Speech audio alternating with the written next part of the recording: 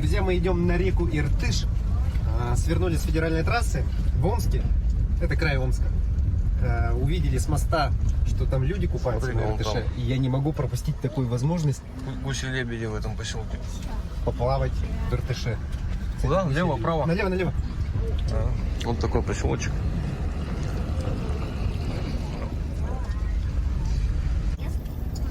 А что тут рыбачество? Ну, чистенько вроде это.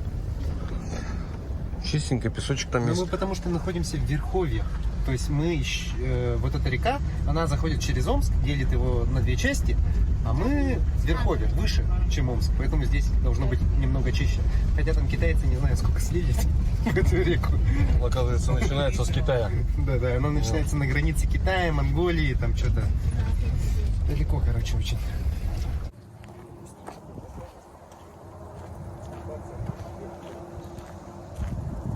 Вот, объездной мост. Рыбалка полным ходом у людей. Как называется? Чебак? Кто? Чебак. Это чебак? Да. Серьезно? Здесь чебак ловится, что ли? Да. Чебачок, прикинь? Ну, чебак, это, блин, слушай, это ну, как бы, блин, достойная рыба. Это одна из самых наших любимых рыб так-то. И много можно наловить за день чебачка? В принципе, 10 можно. А он, это максималка или есть больше? Где там? В кустах, видимо, там больше чебаки. Потом что, посолить? Пожалуйста. А что тогда? Рыбам, наверное. Это кошкам, наверное. Ну, друзья, здесь вот идет рыбалка. Оказывается, ловится чебак. Очень интересно. Не крупный по размерам, но ребята говорят, есть крупные. Ну, в общем, река Иртыш, я пошел нырять. Ага. Можно сказать, почти в городе. Под мостом. Вчера мы в Новосибирске купались на Новосибирском море, водохранилище. Так, давай, Семен. Оп. Пошел.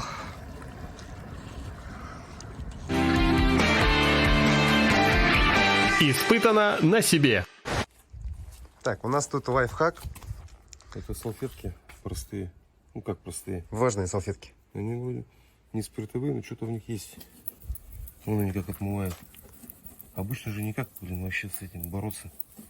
Да, это вот по дороге на фары, вообще на весь лоб прилипают, врезаются, скажем так, разные насекомые. И их никаким вообще средством не оттереть. Мы, то есть, покупали до этого там стеклоочиститель там специальный, что-то туда-сюда. Толком ничего не работает. А вот влажные салфеточки. Это причем махом вообще. Вообще не надо напрягаться. Да, вот если посмотреть, да, вот эти вот букашки, которые вот там вот Петя сейчас оттирает, они обычно не отстирываются вообще никак. Не оттирается. Ну да, их потом вот после перегона, например, автомобиля свободен, сколько их потом по несколько дней там, химией моешь. Ну, салфетки. Причем я кому-то начал советовать, он говорит, да, я уже попробовал, точно это все работает. Классная тема. Ну а мы, дорогие друзья, вчера остановились в славном городе Ишиме. Это под Тюменью. Мы прошли от Новосибирска 1000 километров до этого города. И здесь просто переночевали в обычном отеле, гостинице на въезде в город Ишим. И с утра сейчас вот проснулись и едем уже в сторону Челябинска, Магнитогорска. Ну, там посмотрим, как будет дорога. Так, вот Петя сейчас протирает стекло сухой тряпкой. Ну а в целом у нас по дороге произошел вот такой вот случай. Скол. Это отлетел камень от впереди идущей машины. И мы сейчас будем заклеивать этот скол скотчем, чтобы туда грязь не попала, да? Угу. Иначе при заливке там грязь останется. А, даже два скола. Вот Петя заклеил сейчас первый скол. И сейчас будем вот этот заклеивать. Вообще хотели поставить второе стекло лобовое, но почему-то не стали заморачиваться, да? Да потому что, помнишь, как на Хасе, на прошлом? Угу. Оно у нас начало Вот эта железка тереть Да-да-да. по стеклу, и разбивать стекло начало. Оно, в принципе, оттуда и треснуло. И вот так вот трещина пошла по второму. Ну и, кстати, хочу сказать, что в центральной России, по идее, вторые стекла не ставят. И это, по идее, нарушение правил дорожного движения. Прямо является нарушением ПДД. И, возможно, ГИБДД может докопаться. За установку второго стекла. Да, за установку второго стекла просто на скотч, как у нас это в Якутске делается.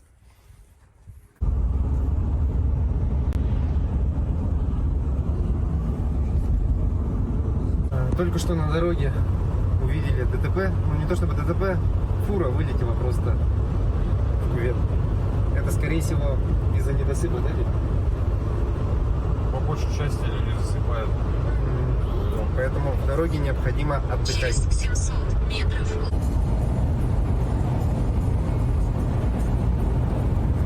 Друзья, по дороге в Челябинск остановились на заправочке Роснефть.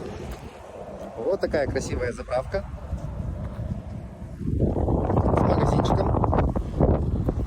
Взяли здесь кофейку и поедем дальше. Хотел сказать, что здесь ценник, в принципе, становится меньше. Но 92-го бензина, к сожалению, в наличии нет. И поэтому нам приходится первый раз вот заправляться 95-м бензином.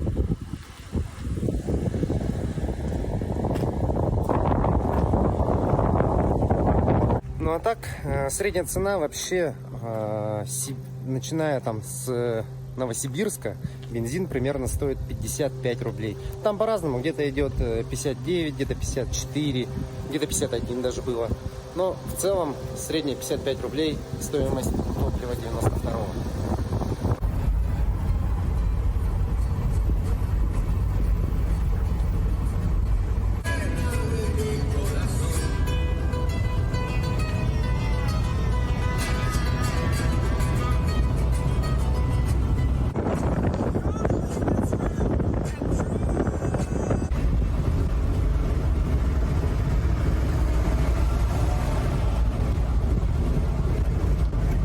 Джемпинг называется, да?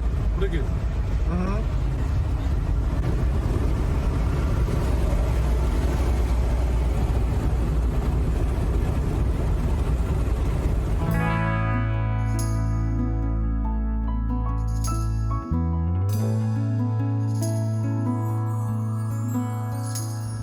В целом по трассе очень много полей. Это рожь, пшеница, ну и, естественно, подсолнухи. И вот я решил остановиться, ну мы решили остановиться. Я вот зашел в подсолнуховое поле, побегал там. Кадры, конечно, получились вроде как хорошие, но на самом деле это не такое уж и удовольствие, потому что вот когда бежишь, лепестки прямо тебе в лицо, все это царапает. Там, и, между прочим, там комаров очень много. Даже больше, чем в Якутске, мне кажется. Я последний раз комары кусали, не знаю как. И тут перед Челябинском просто съели. Я сижу сейчас чешусь. Вот такие вот дела. А так, в целом, мы едем на Магнитогорск. Вроде у нас все нормально. По плану все идет. Едем. Не устал. Едет уже какую 1000 километров. У Ани навигатор. И она у нас ответственная за заселение. Аня, что, как у нас там? Все нашла. В Магнитогорске уже нашла, да? Вот. У нас в Магнитогорске будет жилье.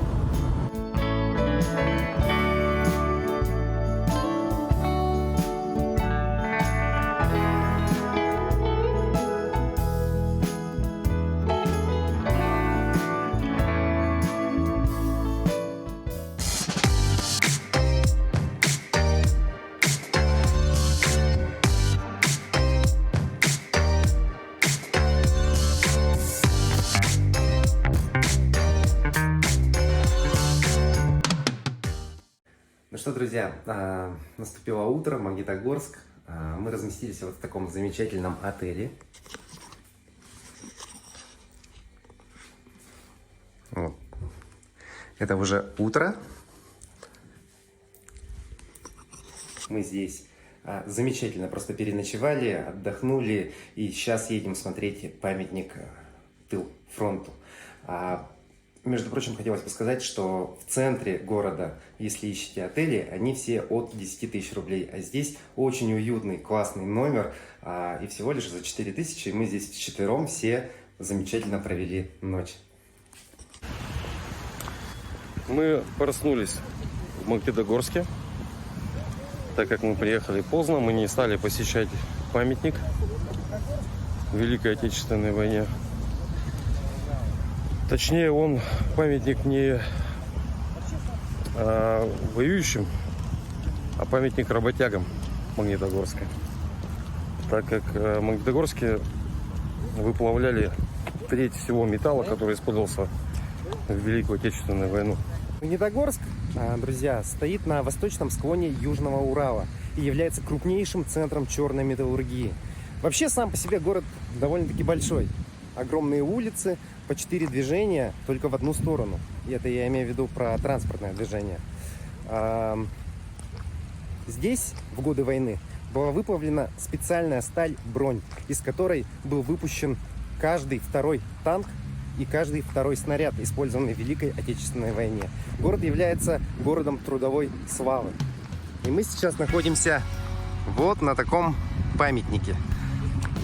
Здесь мы видим скульптуру двух людей. Один из них труженик тыла и один человек, который находится на фронте. И этот меч был выкован здесь, на Урале, передан из тыла на фронт. И в последующем он будет поднят родиной мать в Волгограде, в Сталинграде. Да, Извиняюсь. на то время в Сталинграде, да, Волгоград был переименован. Да, и здесь вот именно символично сделано то, что тыловик смотрит в сторону Дальнего Востока, а фронтовик смотрит на фронт, где идет именно война. Вот так вот. Крупный такой памятник, да, на самом деле? Ну, Ну, он сдалека кажется, как будто бы маленький, а так вот подходишь, он не должен, наверное, носить вот такой момент. Для него специально был насыпан курган для этого памятника, 8-метровый. Это искусственно тут поднято. Так, сейчас мы вам покажем. Вот так вот это выглядит. После него как раз мы поедем, после этого памятника, мы поедем в Волгоград смотреть продолжение этого ансамбля и поднимемся на курган Родина Мать. Вот так вот на фоне металлургических заводов выкованный меч выглядит. Такой величавый красавец.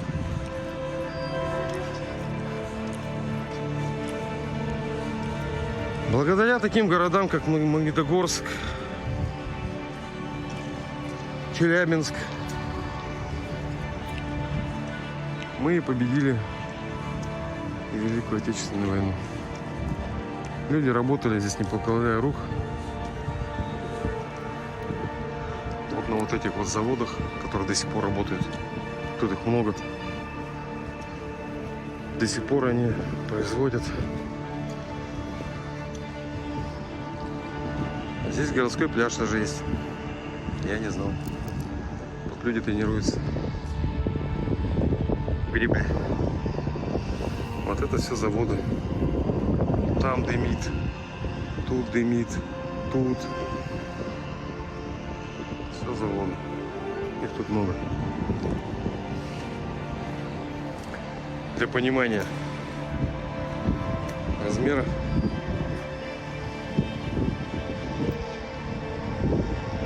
Вот тут самый меч.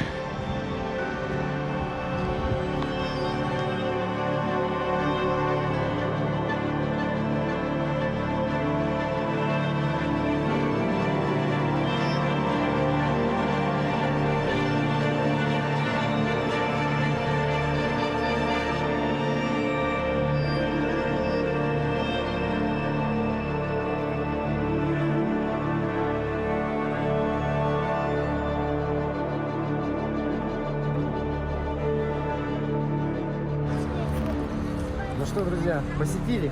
Наконец-таки мы добрались до Магнитогорска и посетили этот великий памятник. Начало триптиха. Монумент, да, больше как монумент. Монументальный ансамбль. состоящий из 3 частей. Вот первую часть мы сегодня посетили. Я очень рад, что посетил вот такой вот памятник, монумент, находящийся в городе Магнитогорск. Я об этом мечтал очень давно, потому что знаю, что монументальный ансамбль, именно посвященный Великой Отечественной войне, состоит из 3 частей.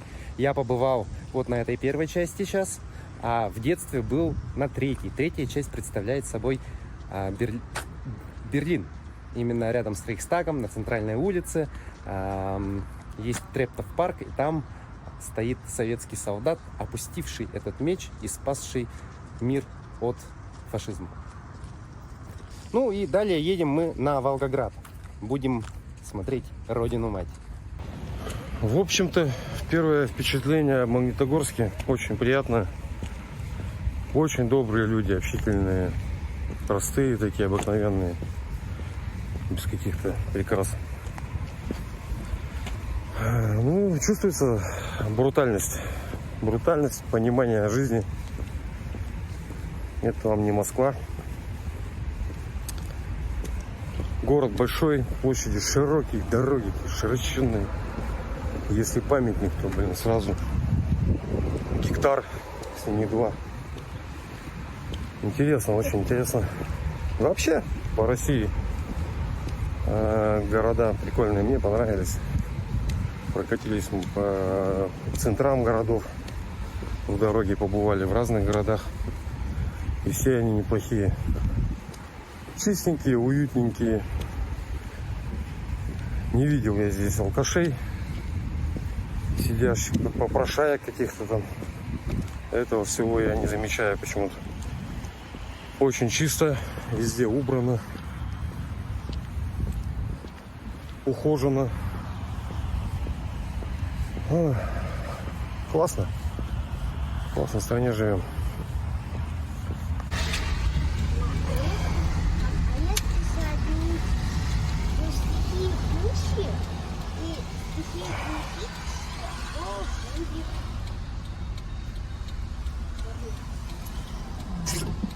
Балкончики такие маленькие.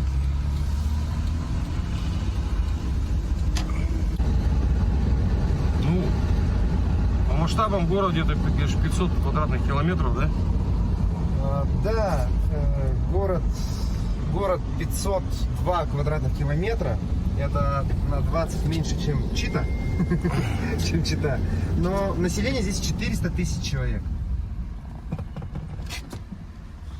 Довольно небольшое количество населения для такого города.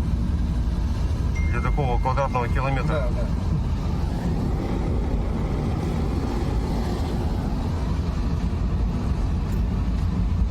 Правильно едем все? Да, да, все правильно. Далее будет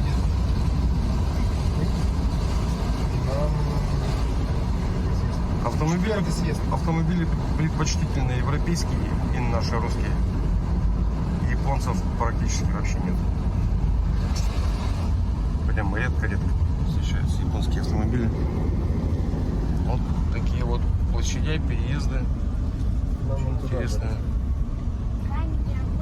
Здесь все вот в трамваях. Туда на мост трамвай пошел. Федерация борьбы дзюдо. Классное здание. Каких годов, интересно, постройки? Ну, смотри, какой балкон длинный. Все советское время. Очень прикольное здание. Рост именно строительства в Магнитогорске был в 1929 году, 29-27. Здесь начали строить Магнитогорский металлургический комбинат по производству стали.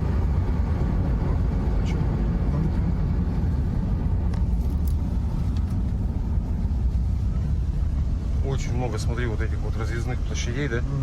Красивых таких. Больших, крупных, таких масштабных.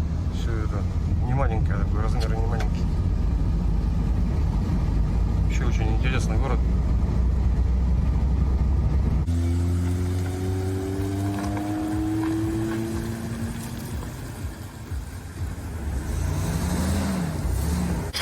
У нас Якутска мы выехали, у нас биение было на передних колесах. Мы по трассе отбалансировали эти колеса. Мужчина сказал, неправильно они были сделаны. Биение чуть-чуть прошло, но осталось. Поэтому мы перекидываем перед-зад и задние колеса балансируем, чтобы попытаться уйти от этого биения совсем. Не знаю, может быть это в резине китайское дело. Может быть передние диски немного кривоватые были. Пока ничего не понятно. Ну вот сейчас поедем, все поймем. Масло поменять не можем, потому что тут запись на 3 дня. И ладно, масло будем менять в Сочи. Ну еще плюс подкачаем шины, чтобы расход топлива уменьшился. Ну и вообще ехать чтобы с комфортом. У меня просто электро здесь идет,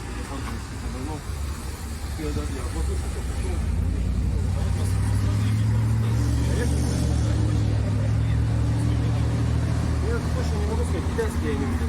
Там написано одно, а там...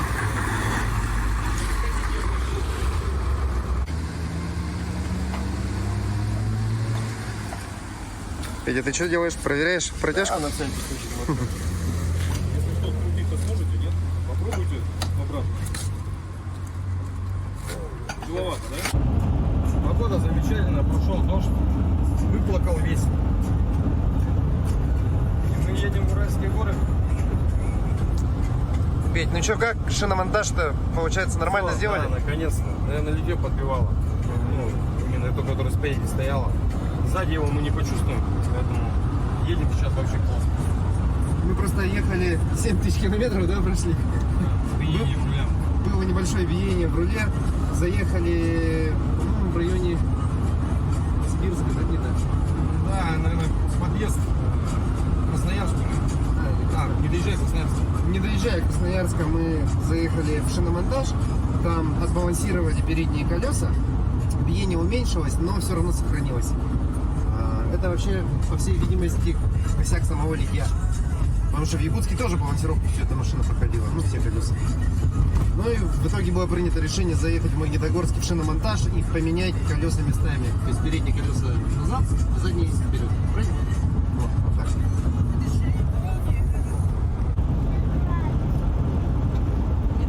Ну, с виду как будто бы вот со Владивостока едешь, в принципе, тоже как бы, ну, такие.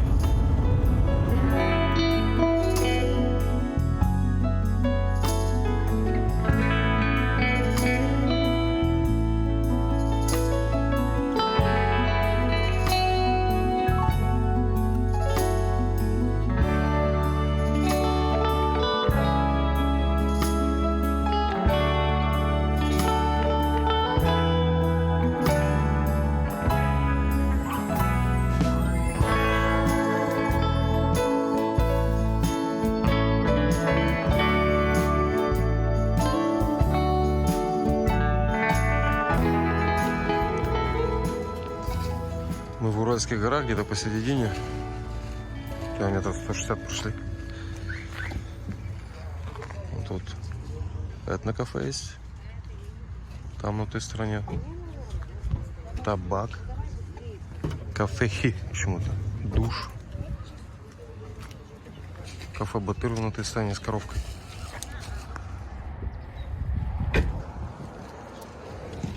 Сейчас пойдем быстренько перекусим. И топнем дальше. Петрушка?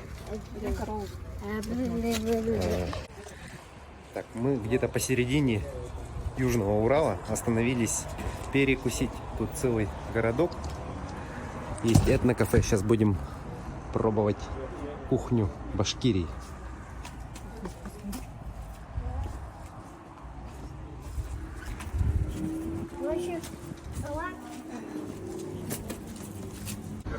О, как красиво тут.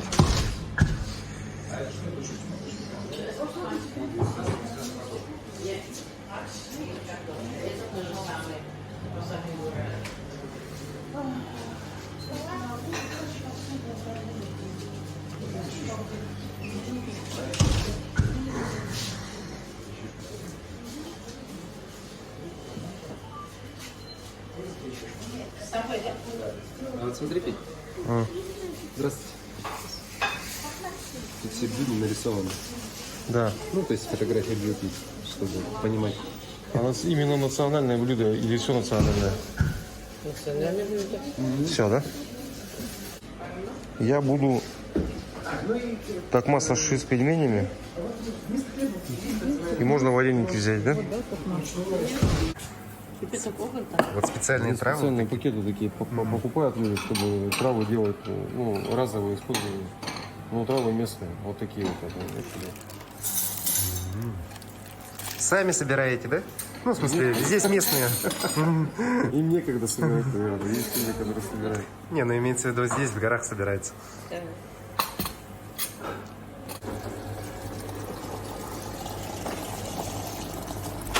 Что чувствуется? Ну что, на травах, именно на травах.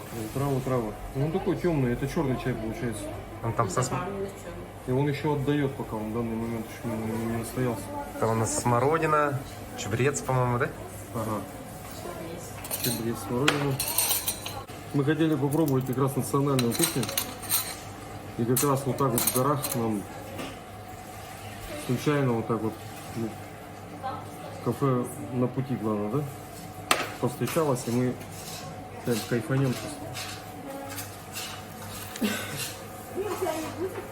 Папа, смотри, это я.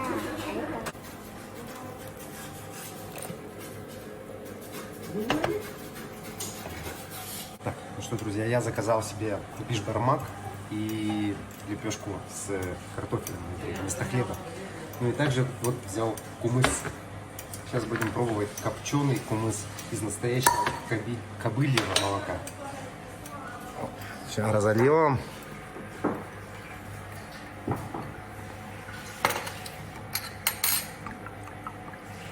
Национальные блюда. Так, ну что, давай попробуем кумыс. Давай.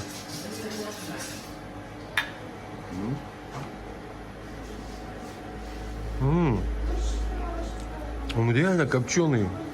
Копченостями отдает. Да. Вообще прикольно. Холодный. Блин, Холодный, прикольно. такой кисловатый, да, немножко газики есть и реально отдает копченостями. Вообще классно. Я такое еще не пробовал, прям интересно стало. Но, друзья, злоупотреблять им нельзя, скорее всего, в нем есть доля алкоголя. Поэтому автомобилистам стоит воздержаться от чрезмерного употребления данного напитка. Так, ну и настоящий бишбармак. Пробуем. Прямо чувствуется натуральный вкус. Мясо, еще смотри, как кусок мяса. Отваренный. Сейчас будем пробовать.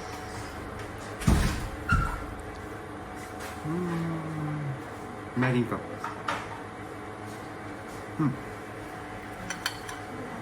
При всем при этом, так как это придорожное кафе, по всей видимости, немножко дороговато. Потому что мой чек вышел в 750 рублей. Ну, дорогой кумыс. Кумыс дороже. Мне кажется, что его можно найти на самом деле где-то в магазине. Непосредственно в самой республике. А так в целом очень вкусно. Я очень сытно поел, просто сижу довольный. И вот по тюркской традиции беру кумыс и выпиваю его залпом.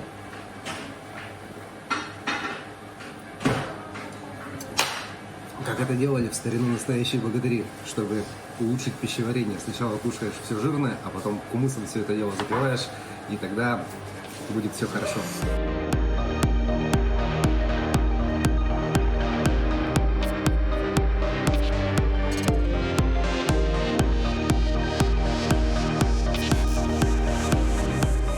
Была прекрасная остановка в городе Инзер, в республике Башкирия, Башкортостан. И Аня у нас приобрела... Что ты у нас приобрела? Душица. А что значит? Ну, не знаю, либо она просто какой-то... Ой, запах такой прямо бомбический. Ой, да, оно пахнет. Ну, можно прям туда ставить. Это добавлять в чай, да? Она сама... Аня приобрела горные травы. Горные травы, чтобы добавлять в чай. Это пахнет прям бомбически. Смотри. Ну и тут коровы на дороге тоже стоят. В принципе, как и у нас. Папа, мы ешли Ну всё, столько, мы едем дальше. какашки проехали. Сытые, довольные. Держим Мы дорогу какашки проехали. по Уралу. У нас переход до Уфы.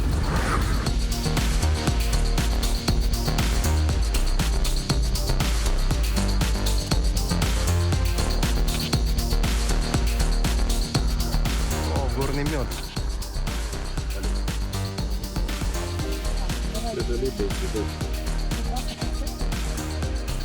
А из-за чего отличается?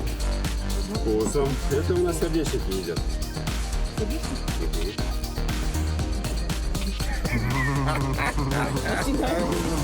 Начинаем. Мы все равно сердечниками когда-нибудь будем. Но это все равно весь мед, по идее, надо есть натощак. Что только 500 только одна банка? Да, совершенно верно. Остановились на дороге. Тут прямо на Урале есть ферма по производству меда. Но говорят, ну да, первым, спасибо. Говорят, что меда мало, сезон даже не Мы приобрели 2 баночки меда. Так, на пробу. Так, ну что, мы остановились, купили башкирский мед. Тут Танька взяла мед с орехами, обычный мед, да? И мы взяли соты, прополис.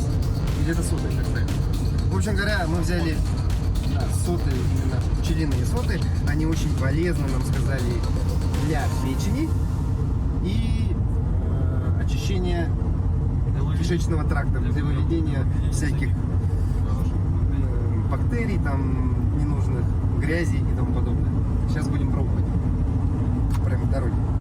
Вот мы открыли уже наши соты. Вот так вот. Я заранее их разрезал. И сейчас будем пробовать. Взял салфеточку, чтобы тут все не заморать. Оп. Оп. О, прямо мед течет с них.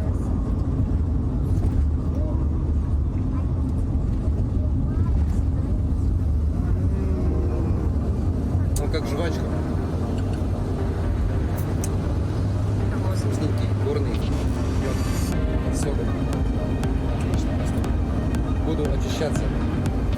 В дороге ел все подряд.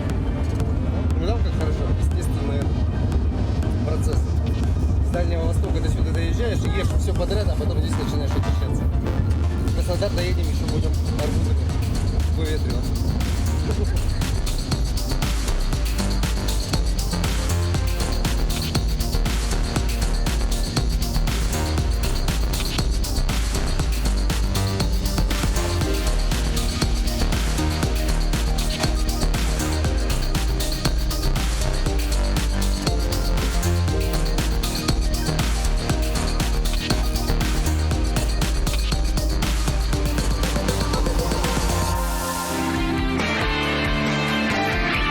Испытано на себе.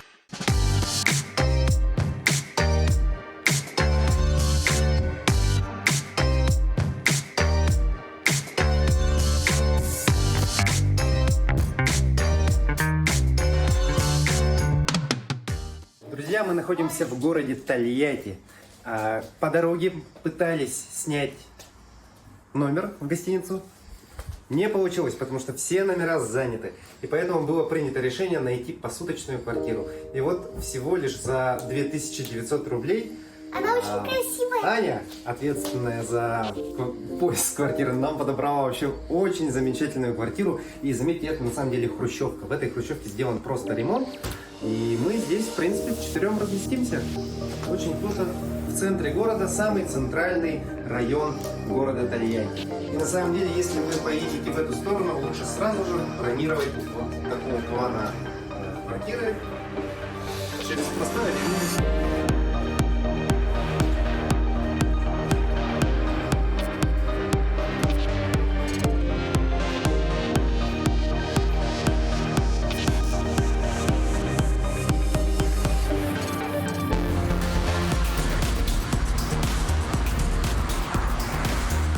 Славный город Тольятти. Утром проснулись, сходили в магазин и едем дальше, в сторону Волгограда.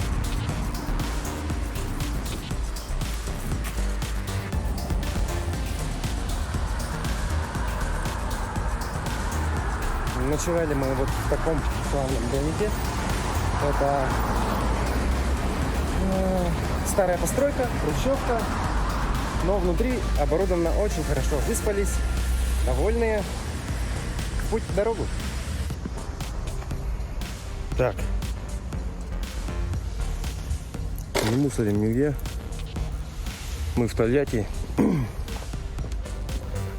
Вчера приехали поздно вечером, как обычно, в 10 мы доезжаем. И по дороге словили третий скол. Сейчас буду быстренько его заклеивать, чтобы грязь туда не попала. Уже договорился в Краснодаре, чтобы заехали, мне 3 скола убрали. Семен Семенович натирает стекло. Да, у нас каждое утро подготовка машины. Мы протираем лобовое стекло обычными влажными салфетками, а потом сухой тряпочкой. И тогда следы от букашек, которые прилипли к нашему окну, пропадают мгновенно, как взмахом волшебной палочки. А вот этот злосчастный третий скол. Он такой самый крупный, по-моему, у нас. Один вот там. Блин, вообще так неприятно. Лобовуха родная.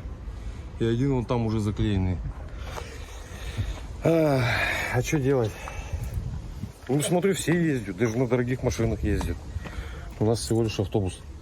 О, у нас тут подсолнух умирает. А на него пыталась опылить. Что-то там залетело. Какая-то пчелка, что ли. Или оса. Потому что ты всегда...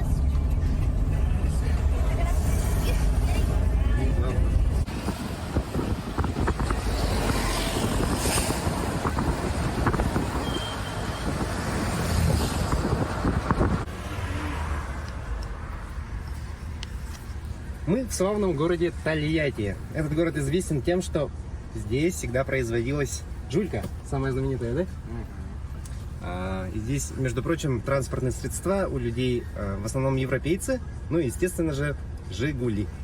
Вот такого вот плана, уже нового образца. Ну а мы здесь не останавливаемся, едем дальше в сторону Волгограда. Прекрасный день, солнышко светит, лишь бы жарко не было. Он очень зеленый, да? Угу. И прям огромный. Очень много. Отличается, да? Да. Прямо, ага. Зелено все. Там показали. Парк большой. Очень много, видимо, уделяют деньги. На озеленение выделяют деньги? Да. А, Да, видимо. Оно все растет, просто постригать надо вовремя.